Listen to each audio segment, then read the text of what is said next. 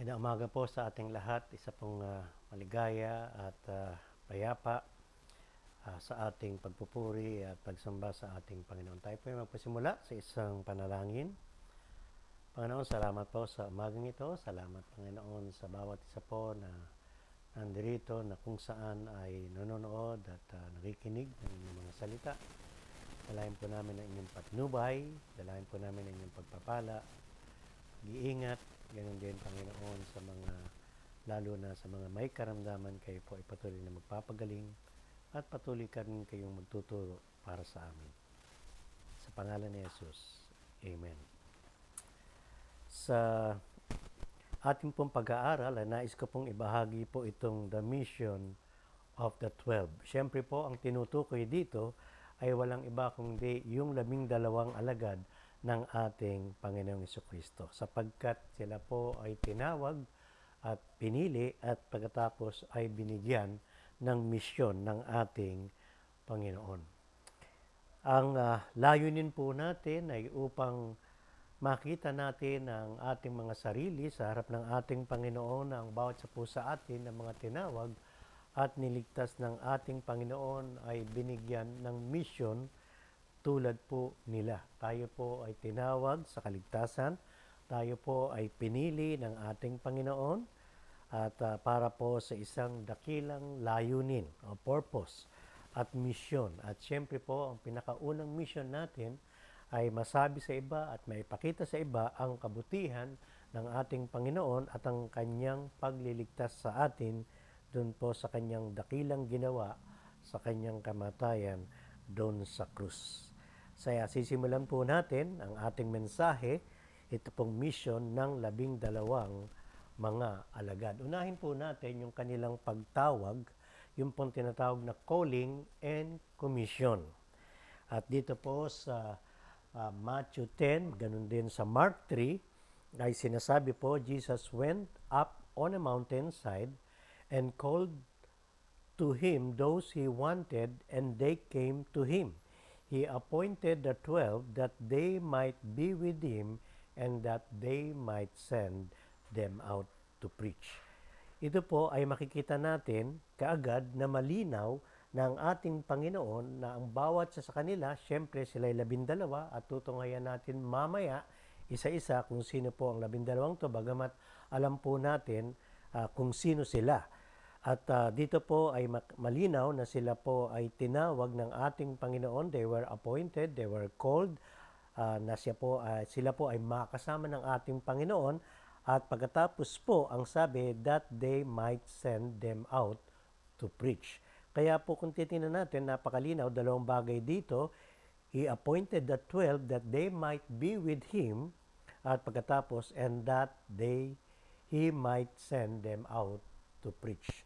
So, tinawag sila para makasama ng ating Panginoon. Siyempre, nandoon na po yung pagtuturo, nandoon na po yung mga training nila, makita nila kung anong ginagawa ng ating Panginoon, maging kanyang buhay, at pakikasalamuha doon sa mga tao. At pagkatapos later, sila po ay pahayuin ng ating Panginoon. They will be commissioned. In fact, nung sa verse 13, ang sabi po, Jesus went up on a mountainside and called to him, those who wanted, they came to him. So, siya po ay galing sa bundok. Sa iba pong mga talata, ang ibig sabihin, ay makikita po natin ang ating Panginoon ay galing po siya sa mountainside. Siya po ay humiwalay sa kanila ng maaga at siya po ay nanalangin. Sapagkat pinanalangin po niya ang bawat isa po sa kanila at pagkatapos kinabukasan ay sila po ay kanilang tinawag. Kaya pagkatutungayan po natin yung mga susunod na verse sa chapter 10 verses 1 to 4, makikita po natin sa verse 1, Jesus called his 12 disciples to him and gave them authority to drive out impure spirits and to heal every disease and sickness. Of course, meron po silang isang mission, pero kasama po sa kanilang mission at ministry na sila po ay bigyan ng kapangyarihan para paalisin po ang mga masamang espiritu at magpagaling po ng iba't ibang uri ng mga karamdaman at sakit. Yan po ay kasama sa pagkatawag at kasama sa kanilang commission or mission ng ating Panginoon. And then sa verse 2 po, ang sabi, these are the names of the 12 apostles. First, Simon, kung saan alam po natin si Pedro yan, and his brother Andrew. Magkapatid po yan, si Simon, Pedro, at saka yung kapatid niyang si Andrew. At sila po ay mga anak ni Zebedee. And his brother John, si James din po at si John ay magkapatid, mga anak ni Zebedee, si Philip, si Bartholomew, si Thomas, si Matthew na tax collector, si James na anak ni Alphaeus, at si Thaddeus, Simon the Zealot, and Judas Iscariot who betrayed him. Pag tiningnan po ninyo, at marahil, siguro pag matagal na tayong mga Christian at nagbabasa ng mga buhay nila at mga ugali nila, makikita po natin na meron po silang malaking pagkakaiba sa isa't isa. Ano po, meron sa kanila na mga aring pwede nating tawagin na mga fishermen, professional, yung iba po ay negosyante, yung iba po makabayan, yung iba po ay maaari po na nagtatrabaho sa gobyerno. Makita po natin, ganito po ang sinasabi sa aking nakita. Several were fishermen. Alam ko po, siyempre sina Pedro, of course, sina Juan, sina James, si Andrew, sila po yung magkakasama. At kilala po natin, yung isa po ay former tax collector ng Roma. At pagkatapos, a couple of them were quick-tempered. One of them was revolutionary. Kasama po yan dun sa 12 alagad. At ang isa po ay, sabi natin, ay traitor. At hindi po maaari na totoong mananampalataya. Pero meron po silang common. Sila po ay, they were just common men. Pag tiningnan po ninyo, mababasa natin, these men lack spiritual understanding.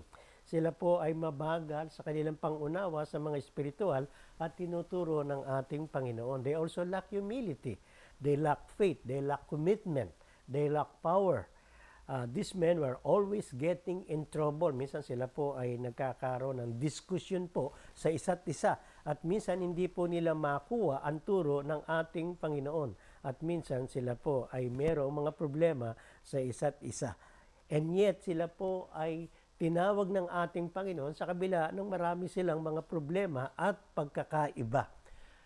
Kahit po sa kanilang mga weaknesses, in spite of their weaknesses, ang Panginoon ay ginamit sila at nakikita po natin pagdating sa aklat ng mga gawa, they turned the world upside down. Nagbibigay po ito ng pag-asa sa akin at sa atin na tayo pong iniligtas ng ating Panginoon na mayroong pagkakaiba. Meron po tayong kahinaan. May mga bagay na minsan hindi natin alam at may mga bagay na kung saan sabi natin wala tayong gift at wala tayong talent. And yet, tinawag po tayo ng ating Panginoon, iniligtas at pagkatapos binigyan niya po tayo ng ministry at mission para po sa kanyang kalwalatian. Napakalaking pag-asa po na kung saan na makita natin ang ating Panginoon ay pinili tayo para kanyang gamitin. Ang bawat sa po sa atin, halimbawa tayo pong bawat isa na nasa NCCC, mga tinawag na kung saan mayroong pagkakaiba. Ang challenge po sa atin ay tayo po ay magamit ng ating Panginoon kasi meron siyang layunin kung bakit niya po tayo tinawag para sa kanyang iglesia. Ang challenge lang po sa atin, papaano po ang ating pakikitungo? Ano po? Papaano po ang ating pakikisama sa isa't isa? Kung sila po ay binago ng ating Panginoon, then later on ginamit at sila po ay naging isa na magkakasama para sa paglilingkod sa ating Panginoon. Ganon din naman, magandang challenge sa atin na kahit tayo ay magkakaiba sa maraming mga bagay. Ano po? Pagka inisip natin yan, marami tayong mga pagkakaiba bilang kanyang mga anak. Ano po? Ang challenge po sa atin, nawa ay tayo ay palaging merong pagkakaisa, merong isang malalim na relasyon at pag-ibig at pagkakaunawaan bilang mga anak ng Diyos para sa kanyang dakilang layunin. Mas madali po minsan na tayo po ay magkanya-kanya at minsan magkaroon ng problema sa isa't isa. Ito po ay maging malaking challenge na ang 12 alagad, bagamat ang isa, makita po natin talagang traitor, at yung pong natira, makita natin na sila po ay talagang ginamit ng ating Panginoon. Kaya ang challenge po sa atin bilang magkakasama na magkaroon po tayo ng kaisahan sapagkat meron po tayong dakilang misyon at tinawag ng ating Panginoon para sa kanyang kalwalatian. Ang aplikasyon po siguro sa atin bilang kanyang mga anak at magkakasama sa church na tayo po ay palaging magkaroon ng isang malalim na ugnayan at lalong higit pagkakaisa para sa kalwalatian ng ating Panginoon. Ano po ang kanilang misyon?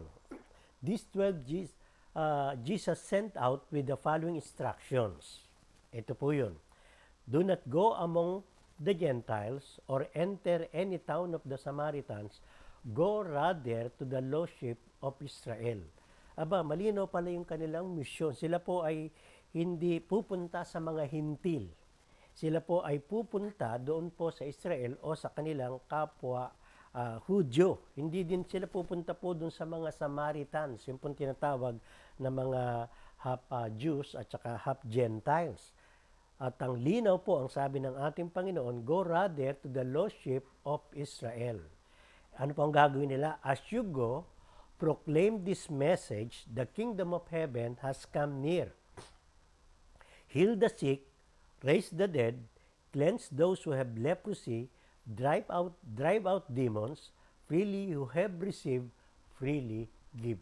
Kaya po makikita natin, matutunghayan natin sina Pedro at ang mga alagad at maging later on si Pablo na mga apostol ay ginamit ng Panginoon na sila ay nangaral ng kaharian ng ating Panginoon. Kasi sa mga Hudyo, lagi po nilang ine-expect yan, yung paghahari ng Diyos sa kanila. Pareho po yan ang term na the kingdom of heaven and the kingdom of God has come near. Yan po ay mangyayari, of course, sooner na kung saan ang paghahari ng ating Panginoong Jesucristo. Pero dahilan po sa ating Panginoong Yesus ay kasama nila, makikita po natin na malapit na po ang paghahari ng Diyos sapagkat ang ating Panginoon ay dumating na sa kanila. Ang gagawin po nila, ipangangaral nila ang kaharian ng Diyos, katulad ng inutos ng ating Panginoon sa kanila. Magpapagaling sila ng may karamdaman, bubuhay sila ng mga patay, at pagagamutin nila at pagagalingin ang mga may ketong at magda-drive out sila ng mga espiritu or ng mga demonyo. At yan po ay makikita natin sila sapagkat binigyan po sila ng kapamahalaan at kapangyarihan ng ating Panginoon. Kaya sila po ay actually mayroong kapangyarihan sapagkat ang Panginoon ay binigyan sila ng, sa pagkakataong yan ng kapangyarihan. Kaya po makikita natin ng mga alagad ay nagkaroon ng ganitong mga experience. At pagkatapos ang sabi niya, sila po ay hindi kailangang magpabayad sapagkat tumanggap sila ng libre ay ipagkakaloob din nila ito ng libre. In fact, nung sinabi po yan, makikita natin na sa ating pong mga misyon, sa ating pong paglilingkod, sa paggamit ng Panginoon sa atin, ito pong paggamit sa atin ay isang pribilehiyo ng ating Diyos at ng ating Panginoon. At hindi tayo kailangan na tumanggap o magpabayad o humingi sa sino man sapagkat ang Panginoon ay sinabi niya tumanggap tayo ng libre ay magbigay din tayo ng libre. Kaya po yan ay napakahalaga po na i-apply natin bilang naglilingkod sa ating Panginoon na ang ating paglilingkod ay isang pribilehiyo na kaloob ng ating Panginoon para po sa kanyang kaluwalhatian. Ano po ang mga do's and don'ts? Dito po maraming sinabi ang ating Panginoon sa mga susunod na mga talata dito po sa Matthew 10. Ang sabi niya, do not get any gold or silver or copper to take with you in your belts. Wag daw magdala sila ng mga ganitong mga salapi.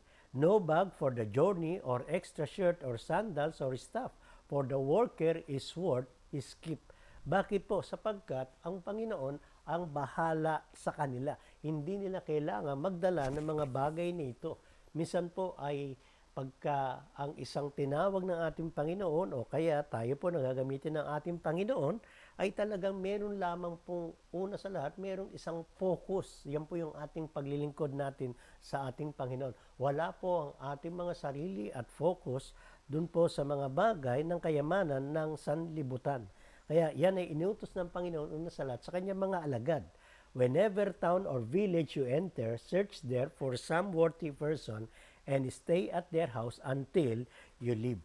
Sila po ay kakatok sa mga bahay. In fact, sila po ay mababasa natin, sila po ay 2x2 karaniwan. Pag lumalabas, sila po ay dala-dalawa. Yan po ay makikita natin sa estelo, maging sa mga Hudyo, maging sa estilo ng ating Panginoon, maging kay John the Baptist, ay ginagawa po nila yan. Napakalaga na sila po ay merong kasamang isa. Kaya sila po ay dala-dalawa nung sila po ay lumabas. At ang sabi, as you enter the home, give it your greeting. If the home is deserving, let your peace rest on it. If it is not, let your peace return to you. Sa kanilang pagpunta sa mga bahay, ay kung sila po ay tatanggapin, sila po ay dapat tumuloy at bigay po nila yung kanilang kapayapaan o yung kanilang pangangaral. But if anyone will not welcome you or listen to your words, leave that home or town and shake the dust off your feet.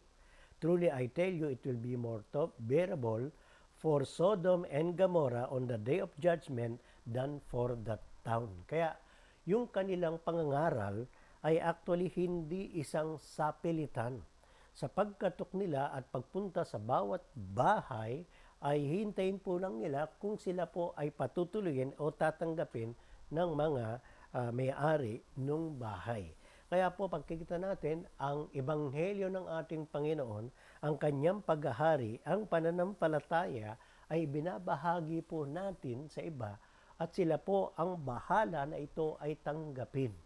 Ipinapanalangin natin na sila ay makakilala, pinapanalangin natin na tanggapin nila ang ebanghelyo at pagliligtas ng ating Panginoon, ang pag-share natin sa kanila, pero wala po tayong karapatan na pilitin ang mga tao sa kanilang naisin. Sapagkat ang Diyos po ang nagliligtas, ang Diyos po ang gumagawa nito sa kanila. Kaya ito ay napakagandang teksto na tayo po ay naghihintay lamang sa mga respond ng mga tao na makakilala sa Kanya.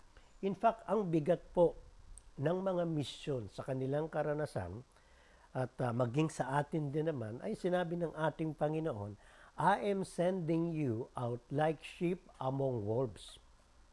Therefore, be as shrewd as snakes and as innocent as doves. Dito po sa talatang ito, sa verse 16, ay ang pagpapahayo ng ating Panginoon sa kanila, yung pagsisend sa kanila, ang sabi niya, ay para silang mga tupa sa gitna po ng mga lobo. Siyempre po, alam po natin, yung mga wolves ay mga ferocious po yan, matapang po yan, delikado, ibig sabihin mayroong danger. Pero they will be like sheep. They will act like a sheep. Ibig sabihin, meron po silang kaamuan. Sa kabila po ng mga lobo o ng mga matatapang at mga delikadong mga tao, sila po ay dapat maging mapagpakumbaba, maibigin, tulad po ng mga tupa. Pero ang sabi, dapat sila ay maging matalino. Therefore, be as shrewd as snakes and as innocent as doves. Kaya nandito po yung mga contrast po, sheep among the wolves at saka shrewd as snakes but innocent as doves. Ibig sabihin, dapat po tayo ay merong katalinuhan sa ating paglilingkod sa ating Panginoon. Yan ay magandang i-apply natin bilang personal na naglilingkod sa Kanya, sa ating Panginoon, maging sa church at maging sa atin. Ano po ba ang pinaka-effective kapag tayo po ay nangangaral? Pag tayo po ay naglilingkod, kapag tayo po ay nag-share, pag tayo po ay nakikipag-usap sa iba, dapat tayo po ay maging matalino, maaaring sa ating pag-share, sa ating pangangaral, sa ating paggamit ng salita ng ating Panginoon, pag-i-interpret. So tayo po ay dapat maging matalino. Lalo na po sa pakikisama at pakikitungo at pakikipag-usap sa ibang mga tao. May mga pagkakataon minsan, maging sa pangangaral, maging sa pagtuturo, minsan ay hindi nagiging kaakit-akit ang ating pag-share. At kadalasan, parang hindi nagkakaroon ng interest ang ating mga kausap. Maganda po ay tayo po ay marunong may kaunawaan, may katalinuhan sa ating pangangaral, lalong higit sa ating pakikisama at pakikitungo sa iba. And yet, ang sabi po, tayo po ay maging innocent as doves. Ibig sabihin, mamuhay ng matuwid, at nakikita nila ang ating buhay na tayo po ay malinis at upang makita nila at matanggap yung pong itinuturo nila sa atin. Yan po ay qualification ng ating Panginoon sa kanila. Sa verse 17, ang sabi po, "Be on your guard, you will be handed over the local councils and be flogged in the synagogues." Naku po, ito yung mararanasan po nila. Sila po hagupitin, sila po yuhulihin. In fact, nakita po natin sa aklat ng mga gawa ay naranasan po nila yan. "On my account, you will be brought before governors and kings as witnesses to them and to the Gentiles." Sa magitan po niyan, sila po ay hulihin dahilan po sa ating Panginoon. Of course, naranasan ng ating Panginoon ang kahirapan, ang persecutions, ang difficulties. Sila din po ay makakaranas ng ganito dahilan po sa kanilang pangalan. Pero ang sabi ng Panginoon, "But when they arrest you, do not worry about what to say or how to say it. At that time, you will be given what to say.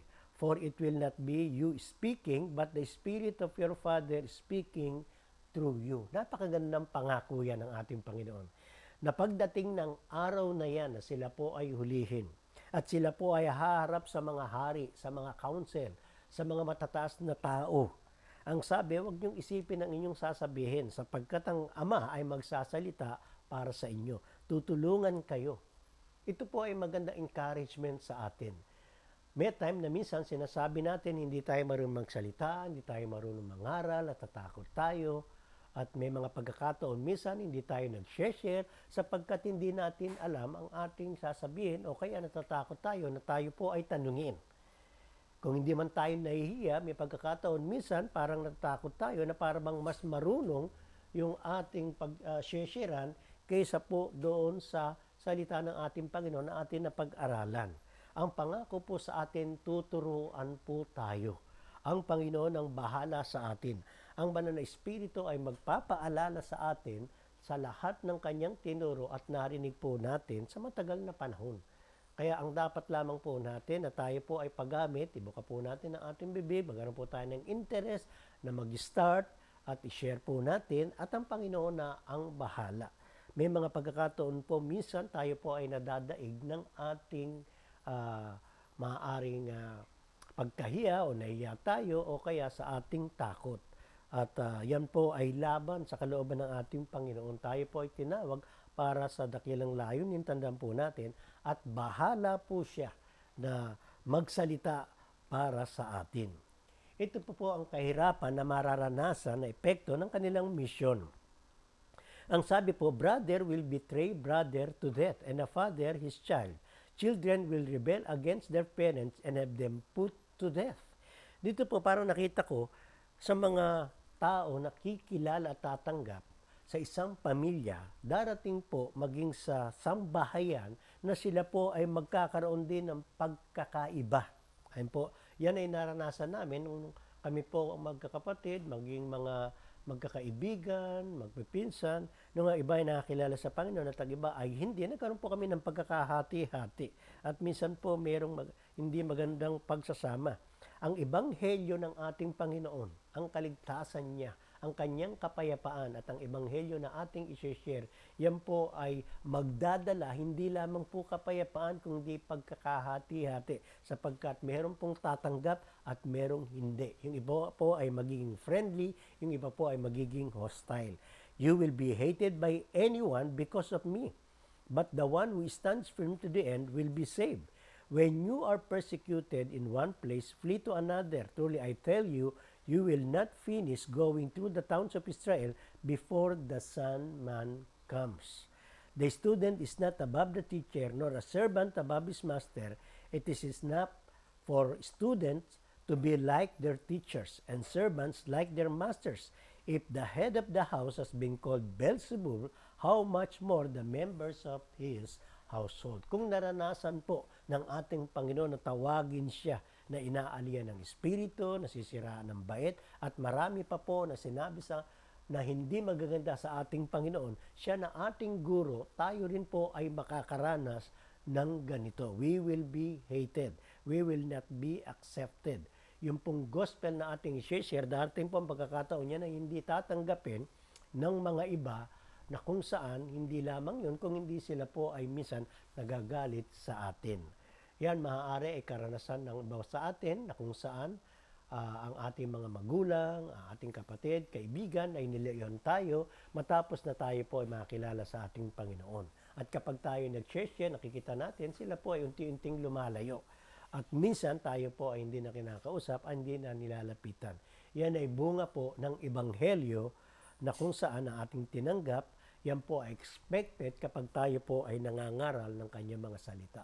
Pero tandaan po natin, yung iba po natatanggap ay magiging malapit, sila po ay magkakaroon ng kapayapaan at kaligtasan mula po sa Ebanghelyo na ating ihahayag. Marami pa po mga difficulties ng kanilang pagmimisyon na atin din pong mararanasan. Ang sabi pa rin ng ating Panginoon, so do not be afraid of them, for there is nothing concealed that will not be disclosed, or hidden that will not be made known. What I tell you in the dark, speak in the daylight. What is whispered in your ear, proclaim from the roofs. In fact, sa ating Panginoon, ng kanyang pangaral, maging sa kanyang himala, maraming gustong sumunod. Pero ang sabi ng Panginoon, hindi. Ipangaral mo, may sinasabihin siya, na ang sabi niya, hindi, ikaw ay patuloy na sumunod at huwag mo na ibahagi. At makikita po natin ang ating Panginoon, meron po siyang timetable ng panahon ng sa kanya po ay pangangaral. Pero sa panahon po nila, darating ang pagkakataon, lahat ng sasabihin ng Panginoon sa kanila at ituturo, yan po ay dapat nilang ibahagi. At huwag silang matakot. Sa verse 28, ang sabi po, do not be afraid of those who kill the body but cannot kill the soul. In fact, alam po natin sa history po ay naranasan po nila na hindi lamang po ang kanilang physical na katawan ang pinahirapan at tinagupit, maging sila po ay pinatay. Maging ang kanilang buhay ay kinuha po at sapagkat dahilan sila ay mga alagad ng ating Panginoon, kung ano ang ginawa sa ating Panginoon ay ginawa din po sa kanila. Pero ang pangako ng Panginoon, ang sabi niya, are not 2 sparrows sold for a penny, yet not one of them will fall to the ground outside your Father's care. Ibig sabihin, tandaan po nila at tandaan natin na sa kabila ng lahat, ang Ama at ang Diyos ay nandoon po. Siya po ay kumakalinga. Alam po niya ang mangyayari at nangyayari sa kanila. And even the very hairs of your head are all numbered. So don't be afraid. You are worth more than many sparrows. Ito po ay sapat na marinig nila na sila po ay iingatan ng ating Panginoon. At kung sila po ay makakaranas ng ganito, ang dapat na lamang nilang tandaan na ang Ama at ang Diyos ay sumasa kanila.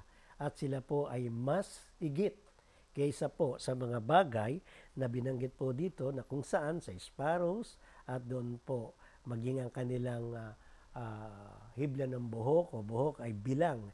Ibig sabihin ay alam po ng Panginoon ang lahat ng mangyayari sa kanila. At meron pa pong sinabi ang ating Panginoon na ganito. Sa verse 32, whoever acknowledge me before others, I will also acknowledge before my Father in heaven.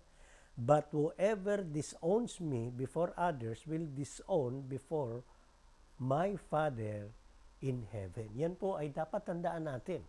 Yung pong mga kikilala na kung saan sila po ay hindi nila i-acknowledge, ay sila din po ay hindi i-acknowledge ng Ama.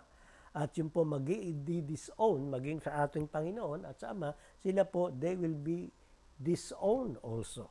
Ganun din naman tayo po sa ating pangaral sa pag-share, dapat po nating patuloy na i-testify, i-witness, ipag-witness ang ating Panginoon sa kanyang pagliligtas sa atin. I-share po natin sapagkat meron pong pangako rito, ang sabi, I will also acknowledge before my Father in heaven. At ang sabi ng ating Panginoon, katulad ng binanggit po natin kanina sa verse 34, do not suppose that I have come to bring peace to the earth. I did not come to bring peace, but a sword, for I have come to turn a man against his father, a daughter against her mother, a daughter-in-law against her mother-in-law. A man's enemies will be members of his own household. Kaya po, ang Ebanghelyo ay nagbibigay po ng paghahati, hindi lamang po ng kapayapaan. Halimbawa po sa ibang mga reliyon, maging sa Muslim, kapag nalaman na ikaw ay isang Kristiyano, ay delikado ang iyong buhay. Kahit na ang sarili mong mga magulang at kapatid ay itatakwil ka. Sa iba po ay narinig ko, sila po ay minsan ay pinapatay. Kaya kailangan nilang lumayas at lumayo. Kaya nahati po yung pamilya. Kaya po hindi laging pag-ibig ang dala ng Ebanghelyo. Yes, yan po ay pag-ibig ng Diyos sa atin sa magitan ng ating Panginoon, pero ito rin po ay nagdadala po ng pagkakahati sapagkat ang iba po ay susunod, mananampalataya sa tawag ng ating Panginoon, pero ang iba ay hindi. Kaya magkakaroon po ng pagkakaiba-iba sa isang pamilya. Maging mga magulang sa kanyang mga anak, maging ang kanyang mga kapatid, maging ang kanyang mga in-laws, at maging sa kanyang mga kaibigan. Bakit po? Sapagkat ang Ebanghelyo ng Panginoon, it divides.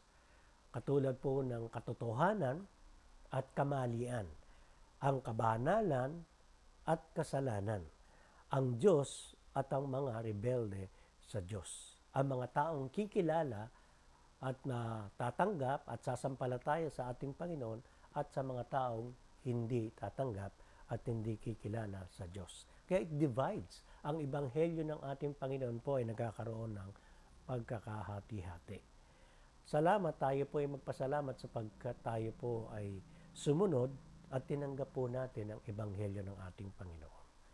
At kapag ang isang pamilya ay tinawag ng ating Panginoon, meron din siyang pangako na minsan ang buong sampayan sila po ay naliligtas. At minsan nagsisimula sa isa, at yung ibang mga kapatid minsan ay laban, at sa pagitan po sa panalangin at katapatan at kabutihan ng ating Panginoon, later on sila din po ay sumasampalataya na at kumilala na. At marami po ako nakita yan, maging sa church po natin, sa ating mga kapatid, na nung una po sila po ay hindi mananampalataya, then later on ang buong sambayan ay naging mga anak na ng Diyos.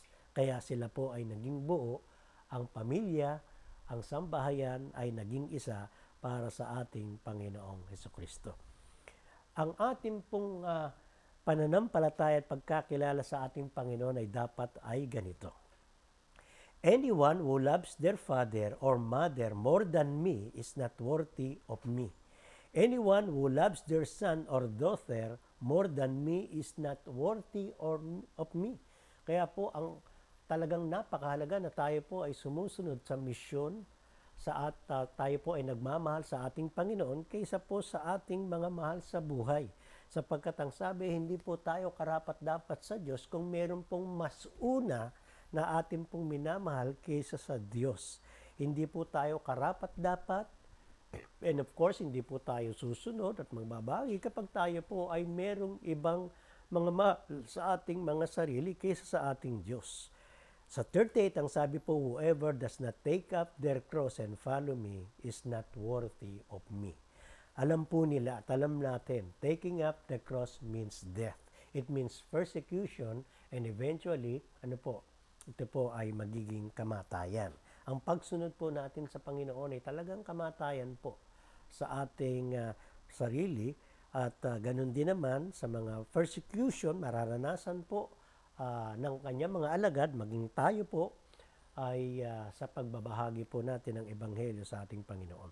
Whoever finds their life will lose it, and whoever loses their life for my sake will find it. Kaya hinihingi po ng Diyos yung pong ating 100% na commitment at pagtatalaga at pagkakalob ng ating sarili sa Kanya. Kapag tayo po ay hindi buo at suko sa ating Panginoon, hindi talaga tayo po gagamitin ng ating Panginoon. At may mga pagkakataon tayo po ay nagbabago ng ating pamumuhay. Tayo po minsan ay lumalayo, at minsan ang ating mga desisyon ay nagkakaroon po tayo ng pagkakamali at iba pa, dahil po ang ating buhay ay hindi po natin naibigay pa at naipagkaloob sa ating Panginoon ng talagang higit. Sa araw-araw po ay dapat po natin palagi isuko ang ating buhay sa ating Panginoon. At yan po ay hinihingi ng Panginoon sa atin. Sa panghuli po ay napakagandang basahin na meron pong rewards sa kanila, yung kanilang pagsunod at misyon sa kanila. Ang sabi po, anyone who welcomes you will welcome me. And anyone who welcomes me welcomes the one who sent me. Kasi sa kanilang pagpunta sa mga bahay-bahay at sa kanilang pag-share, lahat ng magwe-welcome sa mga alagad ay wine-welcome din ng ating Panginoon. Kasi pag tinanggap po tayo yung pangaral natin, ay tinatanggap din po nila ang ating Panginoon. Yan ang kahulugan po ng sinasabi dito po sa verse 40. Whoever welcomes a prophet as a prophet will receive a prophet's reward. Hindi ko po ganong alam yon, pero ang sabi po, kapag ang isang propeta ay tinanggap nila, tatanggap din sila ng prophet's reward. And whoever welcomes a righteous person as a righteous person will receive a righteous person reward. So merong reward, merong crown, at tatanggap po sila ng iba't ibang mga reward. And if anyone gives even a cup of cold water to the one of these little ones who is my disciple, truly I tell you, that person will certainly not lose their reward. Ang maganda pong encouragement sa atin dito, ano po? Marami pong mga anak ng Diyos. Yung iba ay nanonood sa atin, kasama natin, na sila po ay naglilingkod sa ating Panginoon sa magitan din ng pagsuporta, panalangin, pagtulong sa kanyang mga lingkod at sa kanyang mga kapatid at maging sa church na ginagamit ng ating Panginoon. In fact, ang sabi po rito, kahit po sa isang malamig na tubig, ang sabi niya, they will not lose their reward. Ibig sabihin, meron pong gantimpala na naghihintay para sa kanila. Ang lahat po tayo na mga naglilingkod at mga kapatid natin na naglilingkod sa Panginoon sa magitan ng mga pagtulong at pagsuporta, hindi po makakalimot ang ating Panginoon. Kayo po ay pagpapalain ng Diyos na patuloy. Marami po ako nakita na kung saan nung sila po ay nag-decide na tumulong maging sa mga kapatid, sa mga nangangailangan, at lalo na po sa mga iglesia at maging sa mga lingkod, sila po ay talagang merong kapayapaan, merong pagpapala, at sa kanilang mga testimony po ay napakaraming bagay na sila po ay pinagkalooban ng Panginoon na mabubuti at magagandang mga bagay sa kanilang buhay. Nakita ko po yan na sila po ay nagsimula ng maliit sa kanilang mga negosyo, nagsimula sa kanilang mga maliit na trabaho, and then later on, they were rewarded. They were blessed by our Lord because of their commitment and their faithfulness doon po sa kanilang paglilingkod, pagsuporta, maging po sa mga churches at sa mga kapatid. Tandaan po natin, itong mga talatang ito, ang Panginoon ay napakabuti at napakatapat sa kanyang ginagawa sa buhay po ng mga naglilingkod, mga tinawag ng ating Panginoon. Mga kapatid, siguro po itong ating title, The Mission of the 12, ang pinaka-practical na aplikasyon po natin ay maaaring 2 o 3. Una na po, tandaan natin tayo po ay tinawag ng ating Panginoon para po sa dakilang misyon at dakilang layunin. Ang bawat sa po sa atin. Pangalawa, dapat po meron po tayong pagkakasundo-sundo. Meron tayong pagkakaisa. Magkakaiba man tayo, tayo po ay dapat na isalang-alang natin ang pagkatawag sa atin bilang kanyang mga anak. Lagi pong manatili sa atin yung tinatawag po nating unity of the Spirit. Otherwise, tayo po ay magkakabahabagi tayo. At later on, maging ang mission natin, maging ang ating purpose, ay nahati rin.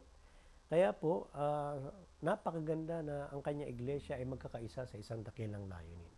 At ang pangatlo, tandaan po natin ng Panginoon, kung tayo po ay nagtatapat sa Kanya, ang ating Panginoon ay mas higit na tapat sa bawat isa po sa atin. Naghihintay pong palagi ang pagpapala ng Panginoon sa bawat isa po sa atin na susunod at maglilingkod ng merong katapatan para sa kanyang misyon. Tayo po ay hindi lamang po tinawag para sa isang church na magkaroon ng fellowship, pinagsasama-sama tayo, pero tandaan po natin ang pagsunod po natin doon sa dakilang misyon ng paghayo ano po, pag-aalagad, pagtuturo, pag-share ng kanyang ebanghelyo, yan po ay una dapat na ating misyon na dapat nating ginagawa sa ating pong iglesia na binigyan tayo ng Panginoon ng pribilegyo para tayo po ay maglingkod sa Kanya. Nawa ang pagpapala ng ating Panginoon ay maranasan natin at tanggapin natin bilang Kanyang mga anak. Tayo po ay magwakas sa isang panalangin. Panginoon, salamat po sa hapong ito o sa umagang ito na pinagkaloob niyo po sa amin. Salamat sa pag-ibig ng aming Panginoon na siyang pumili sa amin, iniligtas, at kami po ay ginagamit para sa kanyang kalwalhatian. Pagpalaan niyo po ang bawat sa po na nakarinig at nakatunghay ng inyong mga salita dito po sa Aklat ng Mateo na ang inyong pagkatawag sa inyong mga alagad, O Lord. Pagpalaan niyo po maging ang mga kapatid namin sa mga NCCC at mga kapatid po namin at kasama namin sa ibang bansa, O Lord. I-bless niyo po sila. Maraming pong salamat sa inyong kabutihan at kaligtasan at katapatan sa bawat sa po sa amin. At pagalingin po ninyo ang lahat din po ng mga problema at mayroon pong karamdaman. Sa pangalan ng aming Panginoong Yesus. Amen. Amen. Pagpalain po nawa kayo ng ating Panginoon. Ano po? Later on, sa susunod na linggo, maaari magkaroon po tayo ng face-to-face kapag tayo po ay meron ng lugar. I-announce po natin yan sa Facebook. Maraming pong salamat mga kapatid. God bless po sa inyong lahat.